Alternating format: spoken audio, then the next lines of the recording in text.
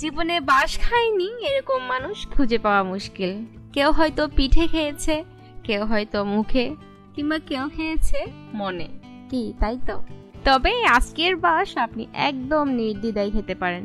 কোনো কষ্ট নেই, কোনো সাইড ইফেক্ট নেই, ধোকা খাওয়ারও কোনো চান্স নেই। আর এই বাঁশ আমি ছোটবেলা থেকেই খেতে খুব ভালোবাসি। বাঁশ নিয়ে প্রচুর স্মৃতি রয়েছে, তবে সে না হয় আরেকদিন বলবো। জীবনে প্রচুর বাঁশ খেয়েছেন, তবে আমি বলবো যারা কোনোদিন এই বাঁশ খাননি তারা অবশ্যই একবার ট্রাই করবেন, প্রচুর টেস্ট পাবেন। বাঁশ কেনার সময় একটু যাচাই বাছাই করে কিনতে হবে, কারণ কিছু বাঁশ আবার খেতে একটু তেতো হয়। আমি যেরকম বাঁশটা নিয়েছি দেখলে দেখবেন একটু চিকন টাইপের আর সরু আছে। কিছু মোটা বাঁশ আছে এখন বাজারে পাওয়া যায়। এই বাঁশগুলো অনেক সময় রান্না করলে খেতে তেতো হয়। চেষ্টা করবেন সরু আর কচি বাঁশ কেনার, তাহলে বাঁশের যে একটা গন্ধ থাকে তাও হবে না, আর খেতেও তেতো হবে না। আচ্ছা, এই কচি বাঁশগুলোকে আমরা বাঁশকোরল নামে ভালো চিনি। আপনারা কি নামে চিনেন অবশ্যই কমেন্টসে জানাবেন।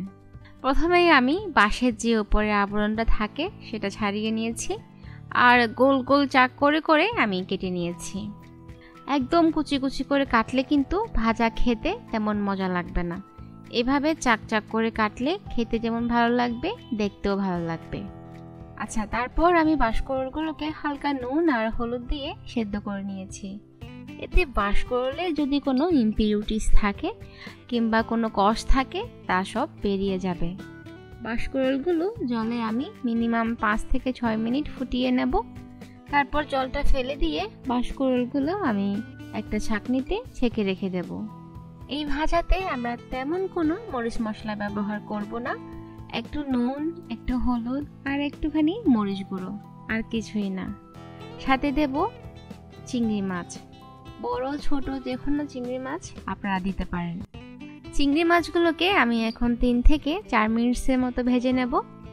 এরপর সেদ্ধ করে রাখা বাঁশকোরলগুলো দিয়ে আমি ভালোভাবে ভেজে নেব।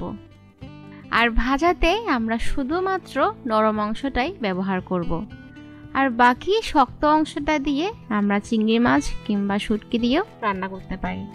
আর ভাজাতে শক্ত অংশটা মোটেও খেতে ভালো লাগে না।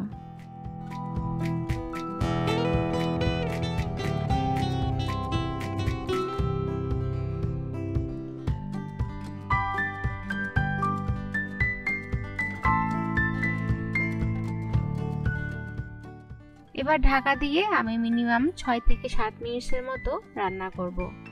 মাঝে একবার অবশ্যই উল্টে দেবেন, তা না হলে আবার প্যানের গায়ে লেগে যেতে পারে। দেখুন আমাদের বাঁশকোরল রান্না কিন্তু খাওয়ার জন্য একদম রেডি। আর সবার শেষে হাফ চা চামচের মতো আমি গরম মশলা দিয়ে দিচ্ছি।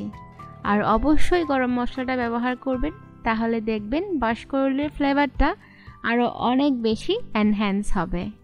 দেখুন বাঁশকোরল রান্নার পর একদমই মজে গেছে। যারা কখনোই বাঁশকোরল খাননি আপনারা এই বর্ষায় অন্ততপক্ষে একবার ট্রাই করবেন, খুবই মজার খেতে হয়। গরম ভাতের সাথে এই কচি বাঁশের বাঁশকোরল খেতে অসম্ভব ভালো লাগে। আপনারা অবশ্যই বাড়িতে বানাবেন আর আমাকে কমেন্টসে জানাবেন কেমন হলো। Thank you.